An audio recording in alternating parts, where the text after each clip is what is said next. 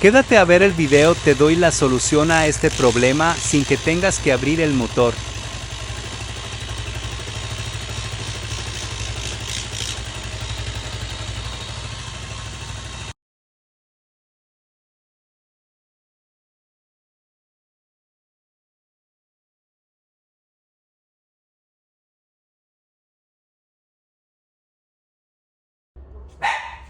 Cállense. Y ahora sí. Esto, ¿cómo se llama? Lo de GRS. Sí. Pero te habla, me habló un asesor de ahí.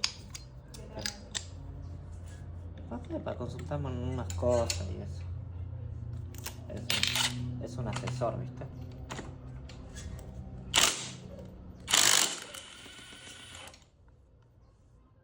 Así que vamos a ver.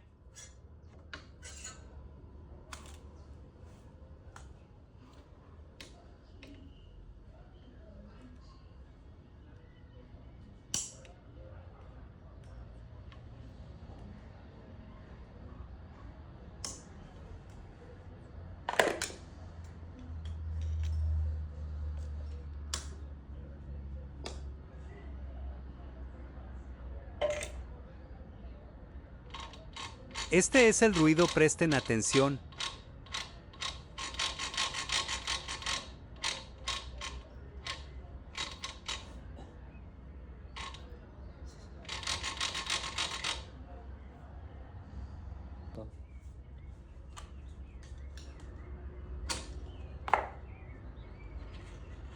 Y esta es la solución, giran un poco para adelante el eje, traban con la mano y armar de nuevo.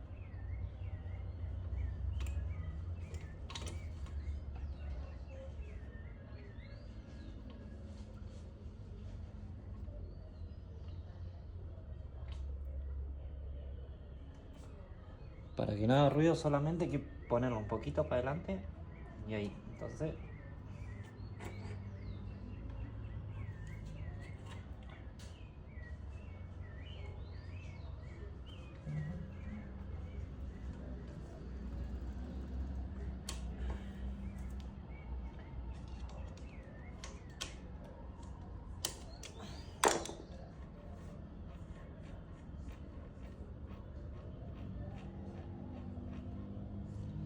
Fin del problema.